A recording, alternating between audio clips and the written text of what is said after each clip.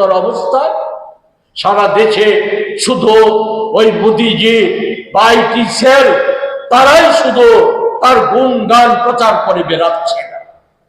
আমাদের রাজ্যেও আমরা কি লক্ষ্য করছি, আমাদের রাজ্যেও আইটি সেল, বিজেপির আইটি সেল, বিজেপি দল মিথ্যা একটা মিথ তৈরি করার জন্য, মানুষকে আবারও বিভ্রান্ত করার জন্য সেখানে গাল গল্প ছড়াচ্ছে। এমনকি ওই অর্থনীতিতে আমাদের শ্রীবৃদ্ধি নাকি এতটাই ঘটেছে, মোদিজি যেমন বলছে তৃতীয় শক্তিশালী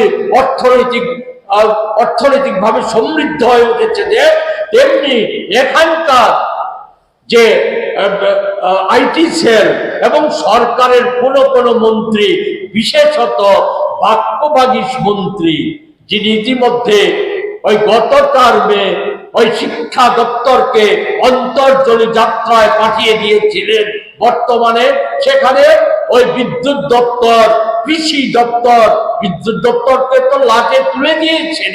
বিদ্যুৎ দপ্তরে ওই কোটি কোটি টাকা জালিয়াতির দায়ে অভিযুক্ত ওই এক বহির্রাজ্যের কোম্পানি ওনাকে আমাদের রাজ্যে সেখানে বিদ্যুৎ গ্রাহকদের কোটি কোটি টাকা, নিগমের কোটি কোটি টাকা জালিয়াতি করে নিয়ে যাওয়ার সুযোগ করে দিয়েছেন।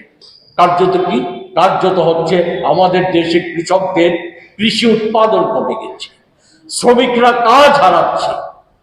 2 বছরে 1000 শ্রমিক সেখানে কাজ হারিয়েছে, মজুরি কমে যাচ্ছে, সারা দেশে মজুরি কমে যাচ্ছে। রাজ্যে বেকারিত্ব সর্বকালীন রেকর্ড হয়েছে। দ্রব্যমূল্য সারা দেশের চাইতে আমাদের রাজ্যে অনেক বেশি, তবু সেখানে বলা হচ্ছে ক্রয় ক্ষমতা বেড়েছে, আর্থিক শ্রীবৃদ্ধি করেছে। হ্যাঁ, আমরা স্বীকার করি, দেশে যেমন কর্পোরেট দুনিয়া জগতের আর্থিক শ্রীবৃদ্ধি ঘটেছে, আমাদের রাজ্য নেশা কারবারি, চোরাচালানকারী, সেখানে বিজেপির একটা অংশের নেতা কর্মী, কোন মন্ত্রী, তাদের আর্থিক শ্রীবৃদ্ধি ঘটেছে। তারা সেখানে বলা যায় যে বহু লক্ষ কোটি টাকার মালিক বনে গেছে, তাদের শ্রীবৃদ্ধি ঘটেছে। সাধারণ মানুষের একেবারেই করুণ অবস্থার সৃষ্টি হয়েছে।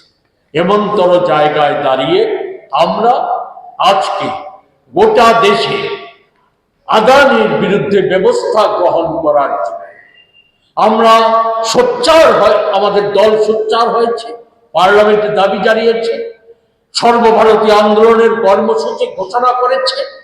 সেখানে আমরাও আমাদের রাজ্যে এই কর্মসূচি প্রতিপালন করব। আমরা দেখছি গোটা দেশে যেমন ওই মূল সমস্যা থেকে দৃষ্টিকে ঘুরিয়ে দেওয়ার জন্য ওই সাম্প্রদায়িক সুরসুরি দেওয়া হচ্ছে, জাত পাত ধর্ম বর্ণের ভিত্তিতে মানুষকে বিভক্ত করে এক জাতির মানুষকে অন্য জাতির বিরুদ্ধে লেলিয়ে দেওয়ার চেষ্টা হচ্ছে, এক ধর্মের মানুষকে অন্য ধর্মের মানুষের বিরুদ্ধে লেলিয়ে দেওয়ার চেষ্টা হচ্ছে। তেমনি আমাদের রাজ্য এই সমস্ত ঘটনাগুলি চলছে, যেটা জানেন আপনারা, গন্ডাছড়া থেকে ওই পানিসাগর পর্যন্ত সেই সমস্ত ঘটনাগুলি জানেন, আমি উল্লেখ করতে চাই। এই সমস্ত ঘটনার প্রতিবাদে আগামী